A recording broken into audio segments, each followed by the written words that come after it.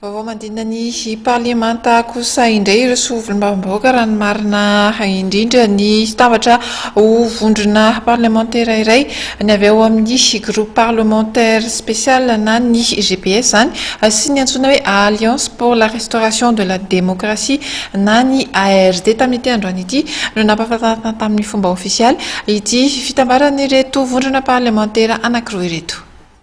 Nitambatra ho vondrona parlementaire iray ireo solombavavahoaka avy amin'ny vondrona parlementaire groupe parlementaire spécial na ny GPS sy ny Alliance pour la restauration de la démocratie na ny ARD. Nampahafantarina tamin'ny fomba ofisialy omaly tetsy amin'ny hôtel Louvre etsy Antaninarenina mikasika izay fivondrona ny rototo izay tarihan'ny filakevim-pitantanana telo ahitana n'Andriamatoa Andriamboavonjina Antenaina tarika ny GPS, Randrenary José filohan'ny antoko Fanorolahy ary ny Dr Jean-Louis Robinson mpamorona ny ARD. Noho ny fitovian'ny fijery eo amin'ny fanatanterahana ny paikady fampandrosoana firenena no nahatonga ny rototo nitambatra.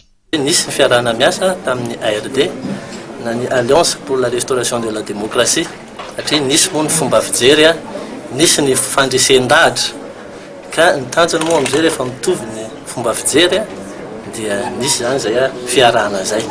Dia izay ny antony tondrana ny fanazavana androany ary efa nanazava toy ihany koa moa ny Front National ny ARD fa dia isy hitsangana zany izay groupe parlementaire GPS ARD zay.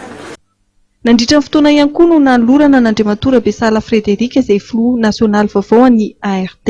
Ny ARD misy filakevim-pitantanana izay ahitana olona telo. Ao anatin'izay filakevim-pitantanana izay ny Dr Jean-Louis Robinson.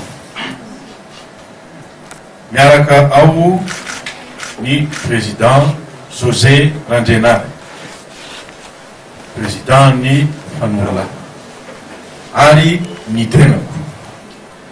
Ny tenako moa zany dia voatondro ho filohan'ny ARD, filoha nasionaly zany amin'izao fotoana izao ampahafantarina antsika raha ohatra misy mbola tsy naheno. Azo lazaina ho fiarahana stratégique no nataon'ny GPS ary ny ARD.